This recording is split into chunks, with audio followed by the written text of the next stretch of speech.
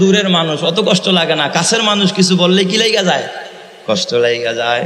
একটা উদাহরণ দিলে বুঝবেন। যেমন মনে করেন আপনাদের এলাকায় তো আর নাই, আমি আমার মিরপুরের কথা বলি। ধরেন একজন শীর্ষ সন্ত্রাসী যে দিনে দুবার মানুষ খুন করে, এই বেটায় যদি কারো গাছের আম না বইলা চুরি কইরা পাইরা রাস্তা দিয়ে হাইটা যায়, তার বিরুদ্ধে কেউ বিচার দিবে? মানুষকে প্রতি ভালো হয়ে গেছে, ও মানুষের জান নিত, এই জায়গায় এখন আম নিছে, এ তো ভালো হয়ে গেছে। আগে জান খাইতে এখন কি খায়, আম খায়। ভালো হয়ে গেছে রে, এই পোলাট আগের থেকে অনেক ভালো হয়ে গেছে। এখন আর ওই মানুষ মারে না, দিছে ডাম ঠাম খায় আর কি। ওর বিরুদ্ধে কোন ইউনিয়ন পরিষদে বিচার যাবে? কথা কয় না। থানায় বিচার যাবে? যাবে না। পক্ষান্তরে যদি আপনার মসজিদের ইমাম সাহেব আপনার গাছের চারটা আম না পাই, না বইলা দেখছে ডানে বামে কেউ আসেনি, পাইরা দুইটা পকেটে ঢুকাইছে, আর একটা খাইতে খাইতে রওনা করছে, বলেন তো ইমামের বিরুদ্ধে বিচার আসবে কি আসবে না? খালি আসবো না, ইমামের আমও যাইব, সালাও যাবো। কই চোর ইমাম আমরা রাখবো না, কারণ যে ইমাম মানুষের গাছের ফল না কয়া খায়। কারণ কি, ও তো চোর, ও তো বাটপার, ও তো ডাকাত, মানুষ ওরে কাছে টানে না। ও অন্যায় করলে অন্যায় মনে হয় না, ইমাম সাহেবের কাছ থেকে মানুষ এতটুকু অন্যায়ও চায় না। ইমাম তো কাছের মানুষ, মহব্বতের মানুষ, ভালোবাসার মানুষ। এই ভালোবাসার মানুষের সামান্য ত্রুটিও অনেক বড় মনে হয়। কথা ঠিক কিনা? এই জন্য দেখবেন পায়ের মধ্যে কাঁটা ঢুকলেও কষ্ট হয় না, চোখের মধ্যে একটা পশম ঢুকলেও আর অস্বস্তির কোনো শেষ নাই। ঠিক না বেঠিক জোরে কন? এ আমার বাবা এত বড় হাদিসের হাদিস সাহেব, এত বড় হাদিসের হাফেজ, কোরআনের হাফেজ আবু আব্দুল্লাহ উন্দুলুসি রহমাতুল্লাহ আলাইহি আরেকজন রে ছোট ভাই বা নিজেকে একটু বড় ভাবা, উত্তম ভাবা, এটা আল্লাহর পছন্দ হয় নাই। এই ভাবার সঙ্গে সঙ্গে তিনি বলতেছিলেন পরবর্তীতে, কি যেন একটা নূর দেখে আমার ভিতর থেকে উড়াল মারা চলে গেল। আমার ভিতরে দেখি একটা কি আলো ছিল, আলোটা চলে গেল। এই আলোটা এখন আর আমার ভিতরে নাই। শায়েখ শিবলি বলেন, জুনায়েদ বাগদাদি বলেন, আমরা শতাধিক মুরিদ আমার শায়েখকে নিয়ে যখন আমরা রওনা করছি দাওয়াতের মিশনে, তাবলীগের মিশনে, কিছু দূর যাওয়ার পর আমরা এক জায়গায় পানির পিপাসা লাগছে দেখে একটা কুয়া দেখা যায়। নিয়ত করলাম এই কুয়ার পানি দিয়ে আমরা ওযু বানাবো, এই কুয়া থেকে পানি উঠায় আমরা পান করব। মরুভূমির ভিতরে যত্রতত্র পানি পাওয়া যায় না। একটা সময় আমার এই বাংলাদেশের মধ্যেও ঘরে ঘরে টিউবওয়েল ছিল না। মুরব্বীরা বলেন ছিল নাকি? পুরা এক গ্রামের মধ্যে একটা টিউবওয়েল ছিল, সিরিয়াল দিয়া পানি নিত, কুয়ার পানি খাইতেন মুরব্বীরা। বলেন ঠিক না বেঠিক? তো মরুভূমি যেখানে, আমরা তো এক দুইটা পাইপ গাললেই পানি পাই, আর মরুভূমি তো হাজারটা গাললেও পানি পায়। কুয়া ছাড়া তারা পানি খাইতে পারে না।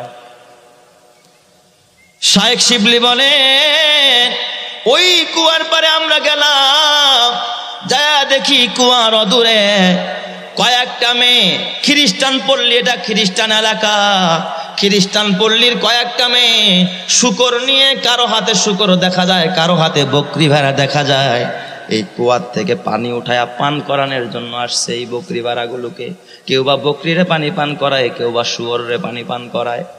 কিন্তু খ্রিস্টানদের যেই মেয়েটা আজ শুয়ার নিয়ে আসছে পানি পান করাইতে, আল্লাহর সৃষ্টি, ওই মেয়েটা এত সুন্দর, আর খ্রিস্টানদের পোশাক হলো অর্ধলঙ্গ। ঠিক না বেঠিক? দেখুন, ওরা অর্ধেক খোলে আর অর্ধেক ঢাকে। খ্রিস্টানরা কখনো পুরাপুরি পোশাক সুন্দরভাবে পরে না, ওরা এখনো হাফ প্যান্ট পরে খ্রিস্টানেরা। এই জন্য খ্রিস্টান দেশগুলোতে এখনো দেখবেন ওদের ভিতরে উলঙ্গপনা, বেহায়াপনা, ওদের ভিতরে বাবার কোনো ঠিক নাই। এই জন্য ওরা আদৌ পর্যন্ত কোনো সন্তানকে যখন কোনো বিদ্যালয়ে ভর্তি করে, ওদের দেখবেন সনদপত্র, ওদের দেখবেন আইডি কার্ডের মধ্যে বাবার নাম দরকার নাই, শুধু মায়ের নাম প্রয়োজন হয়। কারণ ওদের বাপকে এটা তোর মাও জানে না। একটা কুত্তা দেখবেন, এটার পেটে 4টা বাচ্চা হয়েছে, এই বাচ্চাগুলোর যদি জিজ্ঞাসা করেন, ও বাচ্চারা তোর বাবাকে, কইতে পারবো নি। ও কব, চাচা মিয়া আমার না জিগা, আমার মারে জিগান। আর মারে জিগাইলে কব, কিরে এই বাচ্চা কার্টুন আইছে। ও কব, আমি যে কত জায়গায় কত কিছু করছি, কোন হান্তন যে লাগছে আমি নিজেও জানি না। এই জন্য হাইওয়ান জানোয়ারের পরিচয় হয় বাবা দিয়া না মা দিয়া? মা দিয়া। কথা কয় না কে? মা দিয়া না? একটা মুরগি বাচ্চা নিয়ে ঘোরে, এই মুরগির বাবাকে, এই মুরগির বাচ্চার মাও কি বলতে পারবে? পারবে না। কোন মোরগে যে কোন হানা কি করছে। তার মানে হাইওয়ান জানোয়ার, পশু পাখি এইগুলোর মধ্যে পরিচয় হয় বলেন তো মা দিয়া না বাবা দিয়া? মা দিয়া, কথা বুঝছেন তো? কিন্তু মানুষের পরিচয় হয় মা দিয়া না বাবা দিয়া? আরো জোরে কোন। এখানে যদি জিজ্ঞাসা, ওই মিয়া আমাদের নাম কি? কয়, আমি জানেন আমি মমতাজের ফোলা। এই পরিচয় দিলে কেউ চিনবো নাকি? মায়ের পরিচয় মুসলমানের পরিচয় হয় না, মুসলমানের পরিচয় হলো বাবা দিয়া। ওই খ্রিস্টানের বাচ্চারা ওরা মায়ের পরিচয় দিয়া ওরা নিজের জন্মের পরিচয় দেয়, মায়ের পরিচয় দিয়া বাবা। সন্তানের পরিচয় হয় হায়ওয়ান, জানোয়ারের, কুকুরের, শুকুরের, এ বাবা দুনিয়ার চার পায়া জানোয়ারের। আর যে সমস্ত খ্রিস্টানেরা মায়ের পরিচয়ে নিজেদের পরিচয় দেয়, ওরা হায়ওয়ানের চাইতেও খারাপ, ওরা জানোয়ারের চাইতেও খারাপ, ওরা কুত্তার চাইতেও খারাপ। কথা ঠিক কিনা? নয়তো ওরা বাবার পরিচয় দিত, কারণ ওদের বাবার কোনো ঠিক নাই, জন্মের কোনো ঠিক নাই। অর্ধলঙ্গ হয়ে মেয়েটা, এমনি তো সুন্দরী সুরসী মেয়ে, যুবতী মেয়ে, আবার শুয়োরকে পানি খাওয়ায় মরুভূমির ভিতরে। এত সুন্দর আল্লাহ মানুষকে বানাইতে পারে। সুবহানাল্লাহ, জোরে কোন সবাই।